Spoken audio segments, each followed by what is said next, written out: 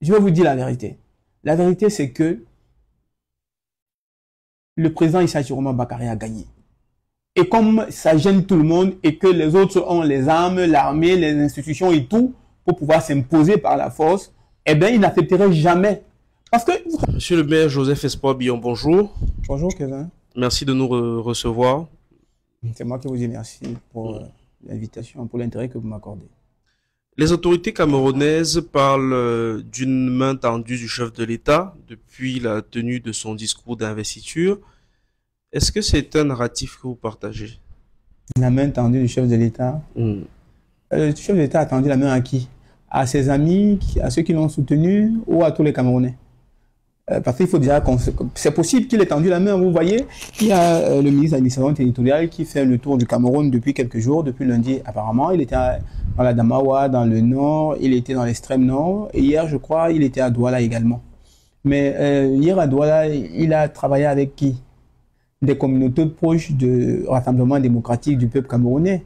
Des gens qui, manifestement, ne contestent pas sa victoire, qui sont avec lui.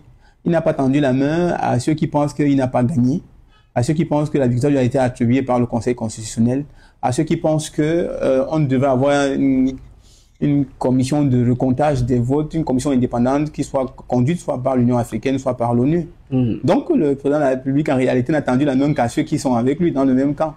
C'est normal qu'après qu'ils aient été ensemble, qu'ils se saluent. Je ne vois pas pourquoi le main tendue serait... Ça ne nous concerne pas, nous autres, qui pensons que le président de la République n'a pas gagné.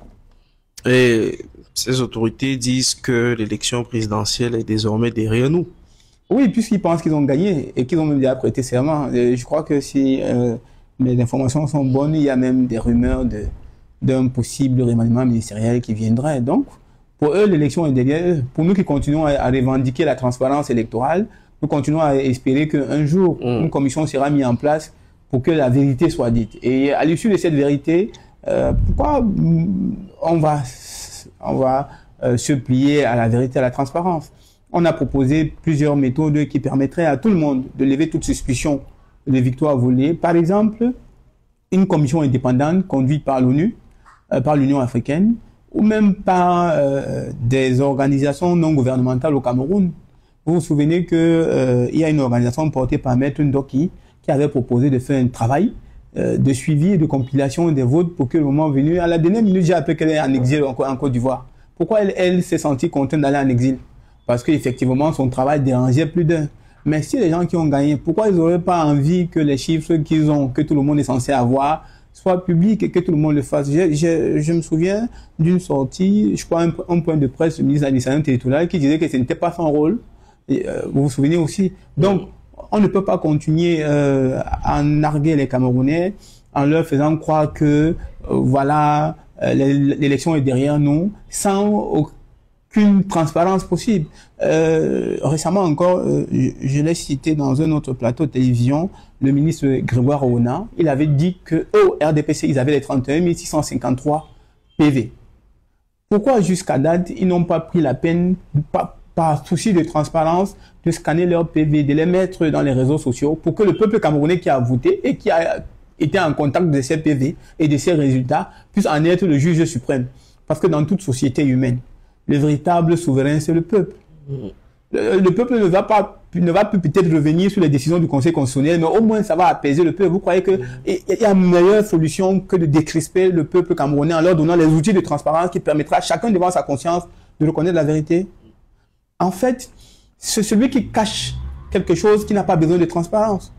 Jusqu'à date, toi, devant ta conscience, tu peux croire que ELECAM, le Conseil constitutionnel ou l'administration, parce qu'il faut savoir que l'administration est partie prenante. Dans toutes les commissions locales de vote, évidemment, l'administration a été représentée. Et donc, c'est le ministre de l'administration territoriale, M. Paul Atangandi, était soucieux de la transparence et aurait souhaité que les jeunes qui sont morts, lui-même il a dit dans une chaîne, je crois Canal 2, pour ne pas le citer, désolé, qu'il y a eu 13 morts dans le Vouri. S'il reconnaît même qu'il y avait un seul mort, est-ce qu'une seule personne méritait de mourir après une élection transparente, après une élection qui ne laisse aucune suspicion? Il a précisé que certains d'entre eux sont morts suite à des bousculades. Lui seul sait, parce qu'il a eu les résultats de ses enquêtes. Mais moi, je vous dis, aucune raison, rien ne justifie que, à l'issue d'une élection présidentielle, qu'il y ait des morts. ils devaient plutôt avoir des liesses populaires de joie, des gens qui sont heureux que leur candidat a gagné. Mais vous avez vu à la proclamation du résultat, toute la ville de Douala était morose, elle était triste.